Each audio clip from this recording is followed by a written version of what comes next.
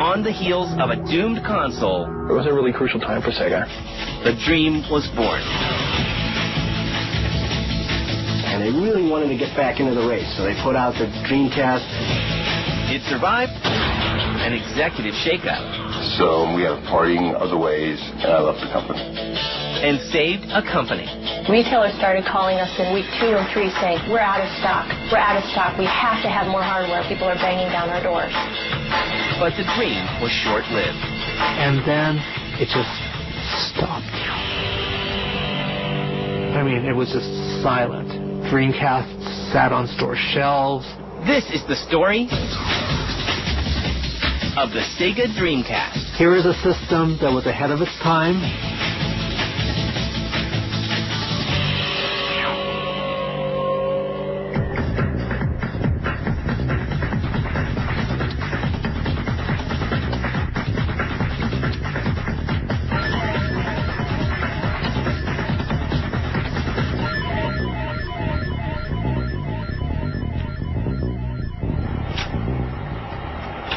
In November of 1994, Sega launches its Sega Saturn in Japan.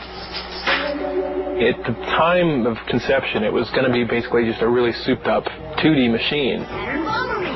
With a little bit of hardware devoted to 3D. And once PlayStation announced their specs and it was going to be this full 3D machine, I think they went in and kind of retooled it in a hurry, and it probably wasn't as efficient or as powerful as it probably should have been. So you made it this far, huh? It actually went quite well in Japan, and Saturn had a long lifespan in Japan. Thanks to strong arcade ports like Sega's Virtua Fighter series, the Saturn sells 5.8 million units in 3 years. In Japan, Virtua Fighter is a phenomenon. Beyond anything we could even compare to in the United States. I mean, nothing compares to how big it is there. And the idea of bringing that home and being able to play was a very bold, intelligent move on their part. In Japan at this point, the arcades were still hot. The arcades had been dead for 10 years here in America, but in Japan, having an arcade hit meant something. So Saturn had an arcade hit. The Saturn does not catch on outside of Japan, and is quickly eclipsed by Sony's PlayStation. The Saturn launched before PlayStation, I believe in the summer of 1995, which was the wrong time to launch. Also a very expensive price point. I believe it launched at $399 versus $299 and did not have very good games. Were not that fun to play. And as we all know, if you want to play a game, you want to have fun. They were looking to be like this kind of hardcore gamers machine with these ports of the arcade games, whereas the Sony came in with a completely different approach. You know, they wanted this to be a games machine for everybody, and they kind of really shifted the perception of everybody, of the consumers, towards what a game machine is.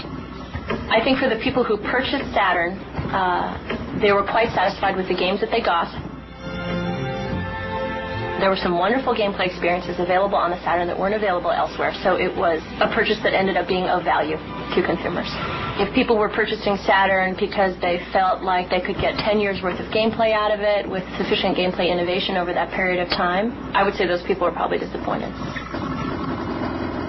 The Sega Saturn was very successful with the hardcore gamer crowd, and with the broader range of crowd, it wasn't quite as popular, but it was still a major name. Sega was in a really, really tough position in that they had extended themselves, they had overextended themselves. There was a time prior to Dreamcast, just prior to Dreamcast really, as Saturn was coming out, where Sega had the Saturn. In parts of the world, they were still selling the Master System.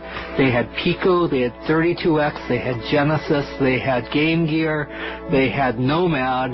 So that's 7 systems concurrently. They had really gotten themselves into a rut. They had completely botched the Saturn launch in North America. I believe if we look at Saturn, it was a system that shouldn't have been launched. It was too difficult to develop for, therefore the games were not fun and the games weren't there. This is not about hardware. This is about software. Software has always driven hardware. You don't have the software, the hardware will fail. Saturn's failure causes Sega to lose $267.9 million and lay off 30% of its workforce. There was all of a sudden a couple of years where they didn't have any kind of a console at all. And since Sega was very much a hardware-specific company, that was a very big problem. Sega's solution is to begin work on a brand new console, and this time, the Japanese gaming giant is determined to learn from its past mistakes. Well, we really had to reestablish ourselves as a company with all the retailers and gain the consumer confidence back because of the failures that Sega had. Sega hopes to win back the consumer confidence it had lost and prepares a surprise announcement for E3 in 1998. Then they had a few closed-door meetings. You had to sign your life away on this NDA. You, at pain of death, you could not tell people what you saw for months. By the second or third day of the show, I had forgotten all about those little NDA thingies, those non-disclosure agreements that I had signed. I needed to write something for MSNBC about what I had seen at the show, and so I wrote all about this great demonstration I had of Dreamcast behind closed doors. And then I woke up at 6 in the morning and realized what I had done and called MSNBC and said, "No, turn it off, please." And they took it off, and of course Sega was furious. They were livid. The happy ending to the story was that my ratings on that particular article were so bad that Sega no longer cared. Well, granted, it only ran for 3 hours. Codenamed the Katana. This new system would later be known as the Dreamcast. I was completely excited at the prospect of a next-generation platform from Sega because it was clear that we had struggled with Saturn. The Sega Saturn was a miserable failure for Sega, and they really wanted to get back into the race. So they put out the Dreamcast way before any of these next-generation systems came out. But would gamers trust Sega after all of their past failures? Definitely what Sega was trying to incorporate into the Dreamcast, what they learned from the Saturn, was a broader audience. They were trying to make it a gamer machine for everybody. When they were really trying to shift gears there, it was a really crucial time for Sega. But it was also clear that the company had every intent of rejoining the battle, and we were all ready to rejoin the battle.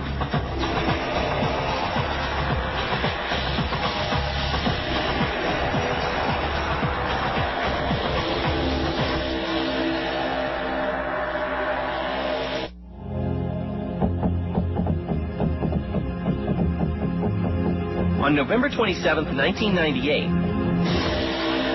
the Dreamcast is made a reality to the Japanese gaming public. One of the key events for all game consoles is the Japanese launch. Japanese launches up to this point were something big. I mean, really big. The Japanese government requested companies to not launch their game systems during weekdays because it cut down on national productivity. Trains would be slowed down as they go by Akihabara, which is the electric town in Tokyo. Japanese people love good graphics. At that time, Dreamcast was very great graphics, so everyone was excited about it. But the launch is not without its problems. Due to manufacturing glitches, Sega fails to meet shipping goals for the console. So with Dreamcast, they missed their first window of opportunity because NEC was making their graphics chip, and there weren't enough available for a full launch. So a lot of people left stores empty-handed. The image of the time of the Sega Dreamcast, I think, with the Japanese public looks like maybe Sega's turning over new leaves. It was a new feeling for Sega, I think, and they really had a successful job of arousing interest in the public and showing that they were maybe ready to start something really strong here. It was Sega's next big console after the Sega Saturn. The Sega Saturn was a miserable failure for Sega, and they really wanted to get back into the race. So they put out the Dreamcast way before any of these next-generation systems came out. With the U.S. launch still more than a year away, Sega president Bernie Stolar takes note of the mistakes made by his Japanese partners. And I was interested in rebuilding Sega, reestablishing the strength that it once had, both in software and hardware, and rebuild a team that became a world-class team to help drive an organization. And that's what I wanted to do, and I believe that the team did that. It's not about one individual, it's about a team. What I can say about Bernie Stolar is that he did a lot of things really, really right. You compare the Japanese launch of Dreamcast to the U.S. launch of Dreamcast, and Bernie had the publicity in place. He had the enthusiasts really rallied so that they were excited.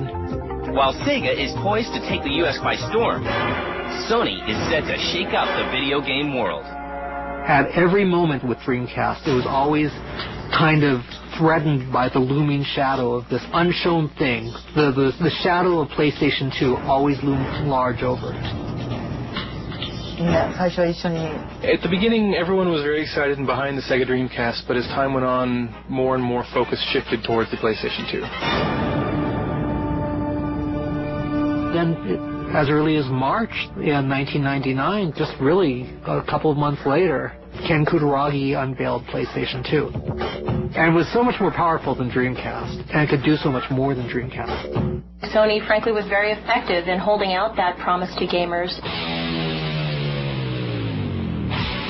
I think to a certain extent they succeeded in convincing their existing PlayStation 1 audience not to get a Dreamcast and to wait until this mythical new system was going to appear.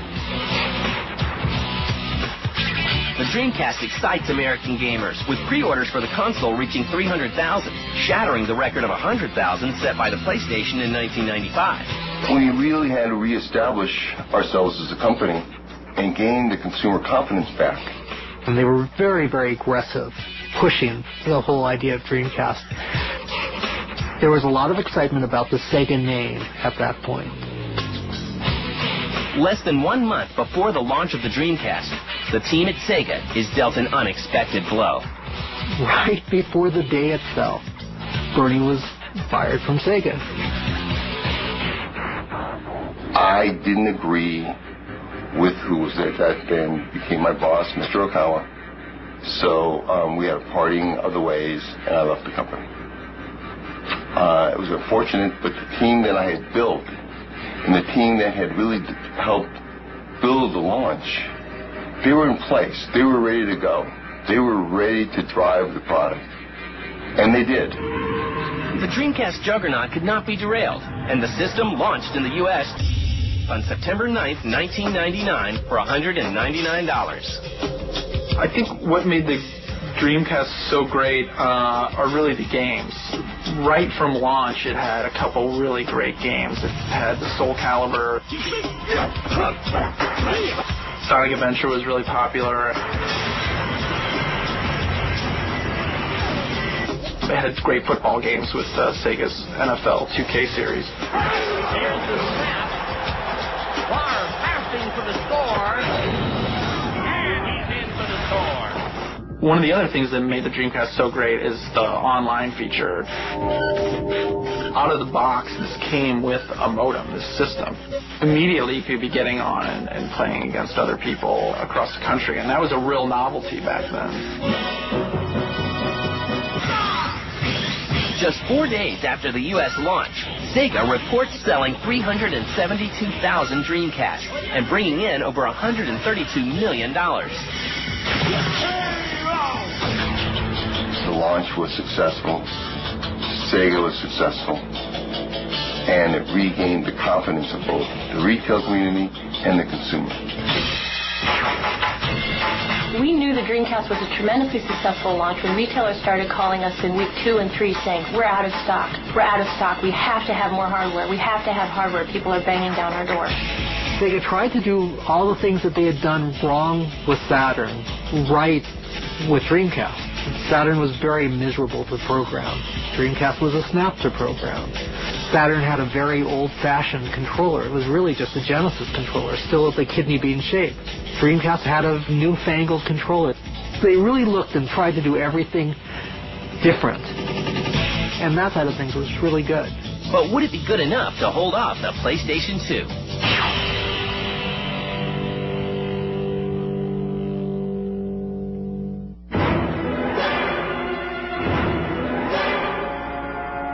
On October 26th of 2000, the heavily hyped PlayStation 2 is unleashed on the masses. The first year of PlayStation 2, the biggest hit on PlayStation 2 was Matrix. People were watching the movie. They weren't playing the game.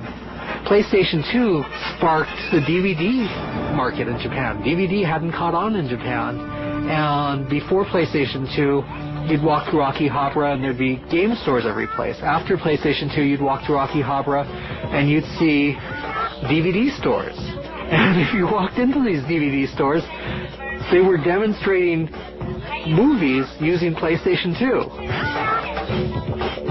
The Dreamcast would have been a bigger player, in my opinion, had it had a DVD player installed from the get-go. Sega looked over its shoulder, and they realized they had lost Japan. There was no resurrecting Japan. They might have been able to hold Japan if they'd had a DVD player in there. Because, in the early days for PlayStation 2, PlayStation 2 was the cheapest DVD player in Japan. And if they had had that distinction, they might have been able to hold on.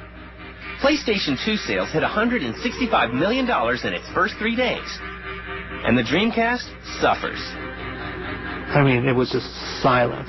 Dreamcast sat on store shelves. No games did that well again. Even good games just kind of sat there and people took them, but it was just somebody turned off the light. It was a big hit with gamers, but unfortunately it wasn't really, commercially viable. It came in at a sort of awkward time and right before the release of the PlayStation 2. So unfortunately it didn't sort of build the fan base that it could have. Sega, you've got to understand, is hemorrhaging money as a company. They realized that if they could sell 4 to 5 million units worldwide, that they could still have a profitable market. They could last a little longer. Sega catches a break in December of 2000 when Sony can only ship half as many PS2s as it planned for the holiday season. We had a crew of people who were very into being the underdog. I'll allow you to die like a warrior. Oddly enough, becoming the underdog almost galvanized us further.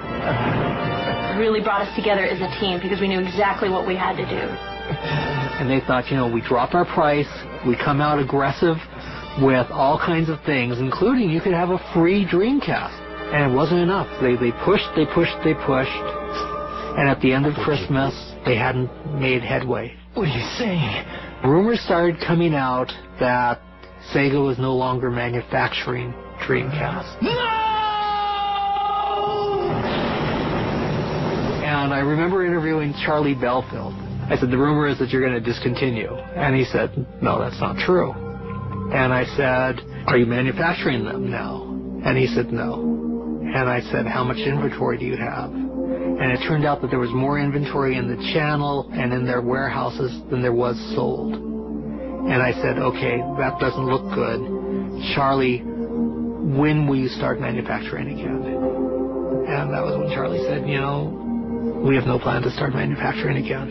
And that was the first time Sega came out and officially announced that, we've discontinued. It was a real crush to the egos of everybody. I mean, I remember I was in a meeting where we were told that the Dreamcast was not going to continue, and everyone just was silent. Everyone was just speechless. No one said a thing. It was just very heavy, very oppressive.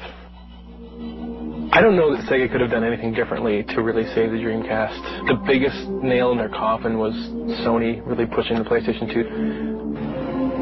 To the delight of gamers around the world, Sega announces that they are going to create games for all consoles.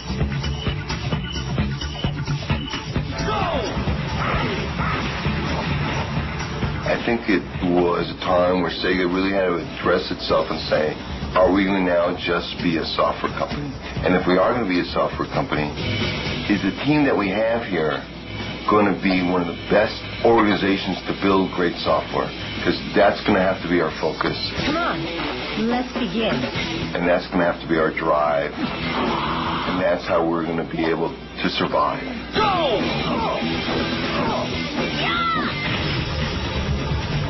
So when Sega said that they would no longer be hardware specific, there was a lot of excitement. They really were the belle of the ball. Microsoft, for their Xbox console, got Sega to promise them Panzer Dragoon. A beautiful game. But Sony turned around and they had the Virtua Fighter series locked up for themselves. You know, that was the arcade hit, and that was the bigger seller. Especially in Japan, that was a big seller. Virtua Tennis. There was a very committed Sega fan base right up till the end of Dreamcast that very much appreciated the Sega style of gameplay. As we transitioned from a hardware company pushing the Dreamcast platform to a software developer, we were able to successfully convert the Sega fan base to other hardware platforms via our game. We were able to explain to gamers, yeah, you can still have your jet grind radio, but it's just going to happen on these other platforms, but we promise you it'll be the same exact wonderful gameplay experience. And Sega gamers came along with us. But the Dreamcast will live on in gamers' hearts and memories. If you picked up a Dreamcast, you were holding something that felt like a gamer's machine. It felt like it was made for games. Without a doubt, the Dreamcast showed the world that online gaming was possible and fun and interesting on console. So there's no question, with respect to online gameplay, Dreamcast will be remembered forever. Dreamcast is something special, mostly because, it came from Sega. So the games that really were released with it, especially at the beginning, were some of the best games of the last generation, or even this one. I've been in this industry a long time. I've seen a lot of hardware companies come and go. Dreamcast will always have a position in this industry from a historic standpoint. Because it did so well in the first 2 years that it was there, it really established itself. Here is a system that was ahead of its time. People who owned a Dreamcast in 2000 and 2001 were probably a lot happier than people who owned a PlayStation 2. Because there were a lot of great games for Dreamcast. I think that it will go down in history as one of the more desirable systems.